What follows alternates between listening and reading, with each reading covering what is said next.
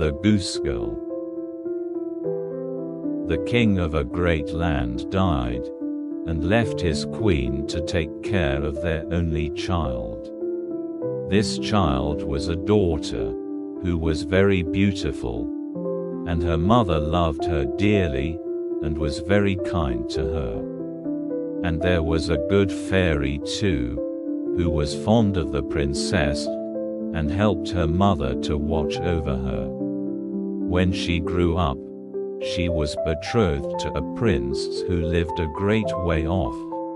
And as the time drew near for her to be married, she got ready to set off on her journey to his country.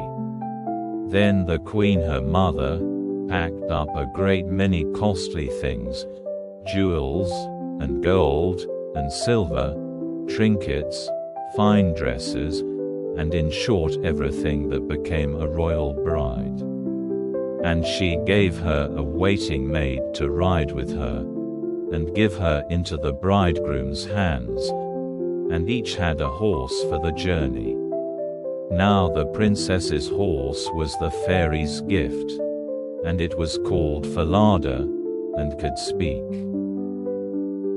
When the time came for them to set out, the fairy went into her bedchamber, and took a little knife, and cut off a lock of her hair, and gave it to the princess, and said, "Take care of it, dear child, for it is a charm that may be of use to you on the road."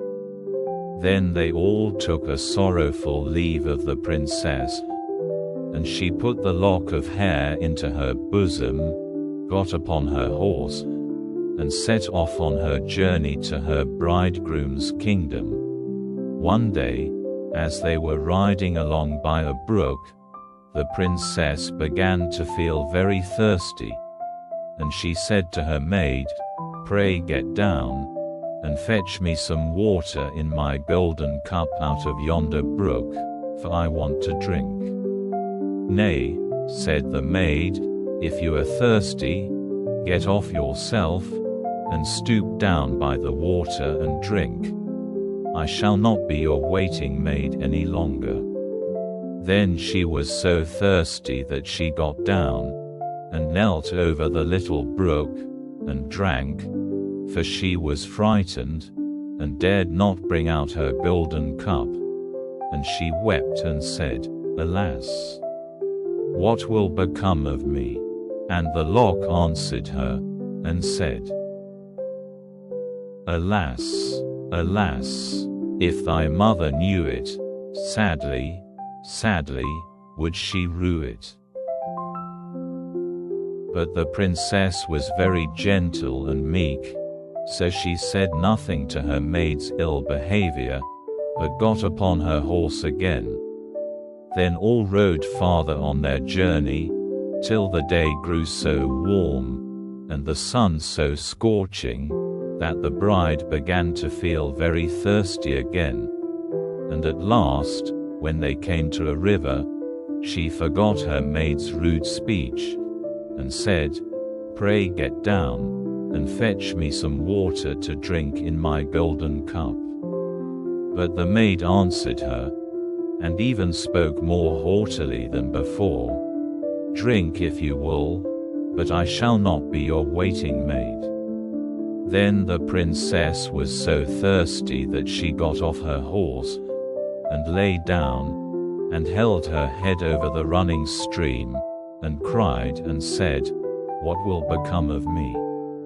And the lock of hair answered her again, "Alas, alas, if thy mother knew it, sadly, sadly, would she rue it."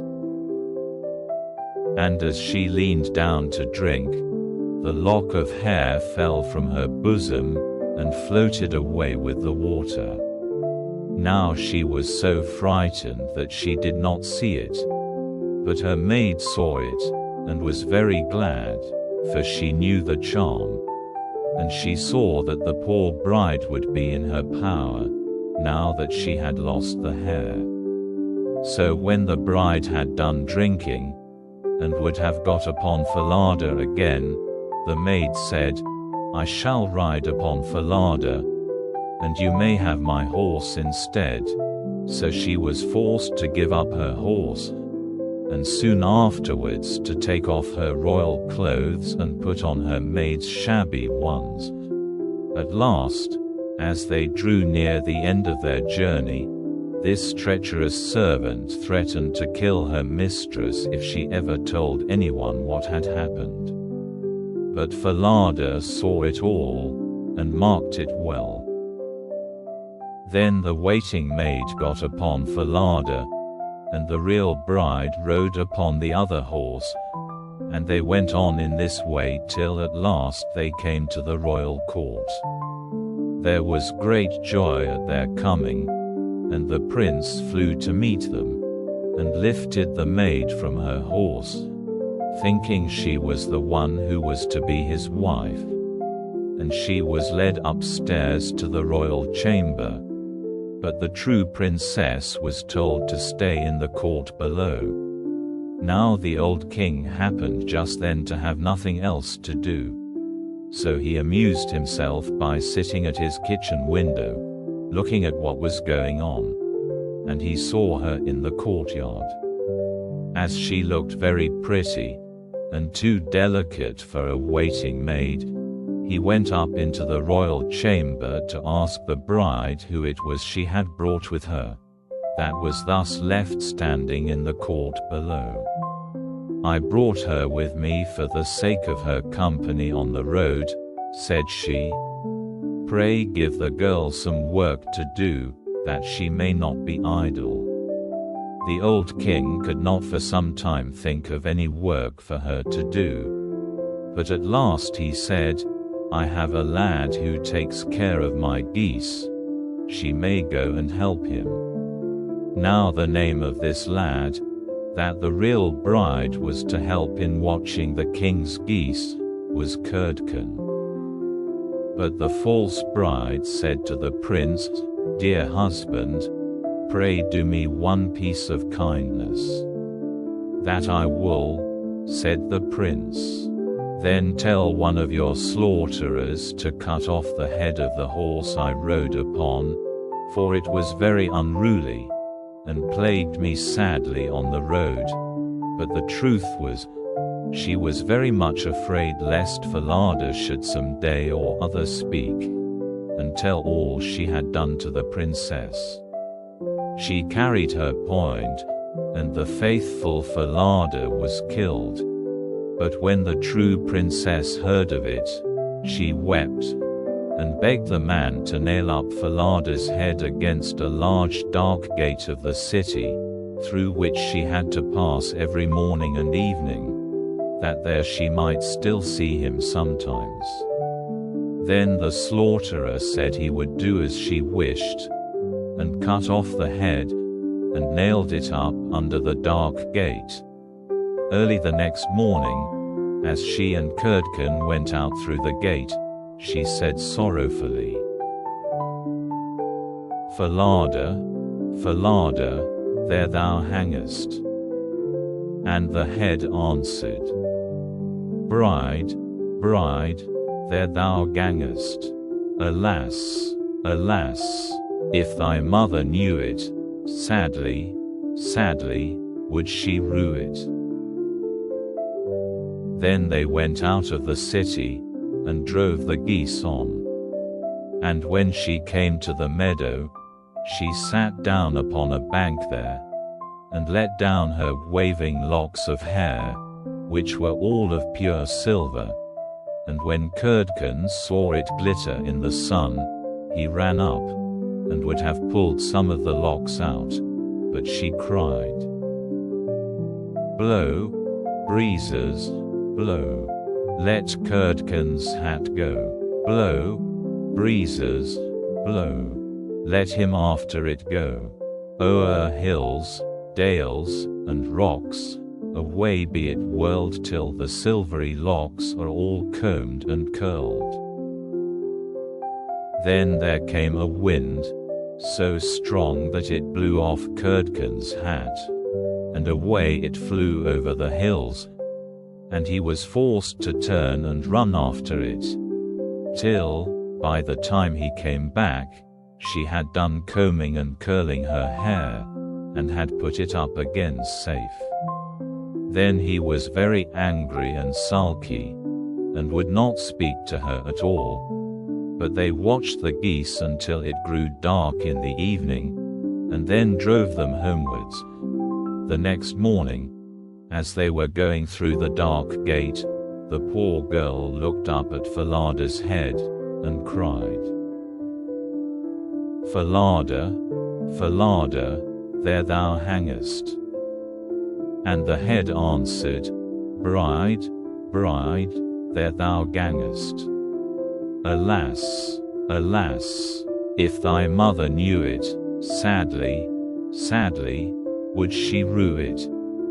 Then she drove on the geese, and sat down again in the meadow, and began to comb out her hair as before. And Curdken ran up to her, and wanted to take hold of it. But she cried out quickly, "Blow, breezes, blow. Let Curdken's hat go. Blow, breezes, blow. Let him after it go.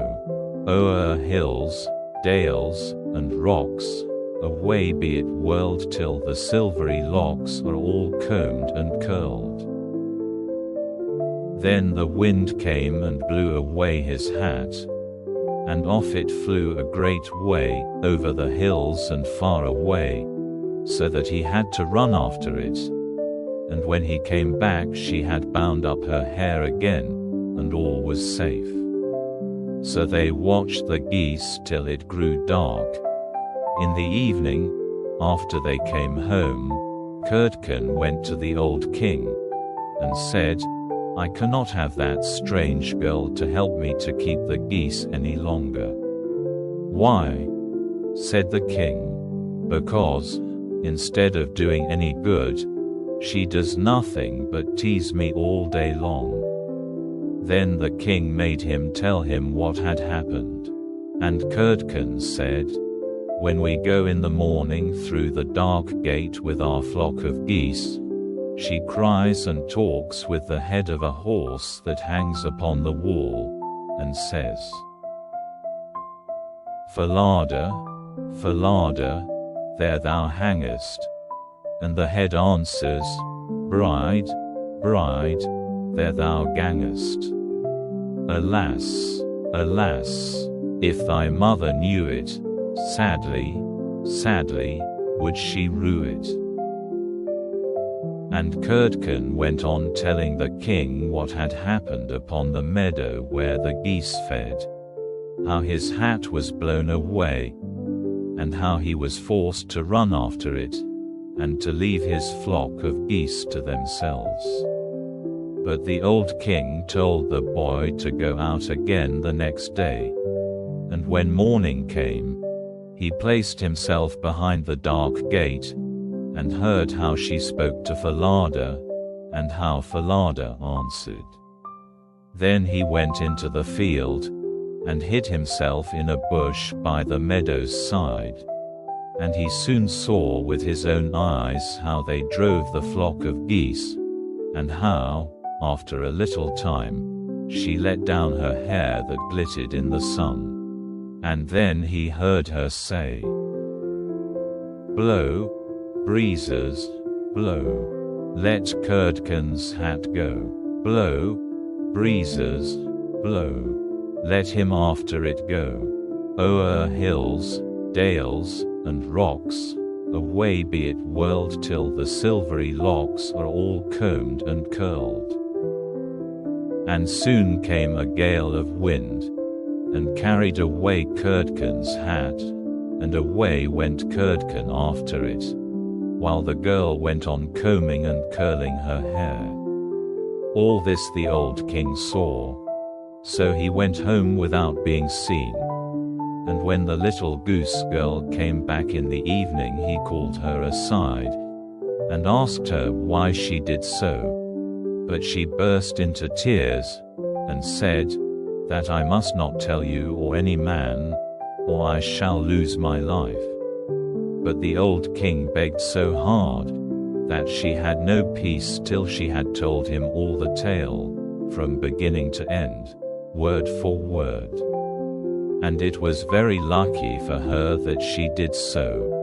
For when she had done, the king ordered royal clothes to be put upon her, and gazed on her with wonder, she was so beautiful.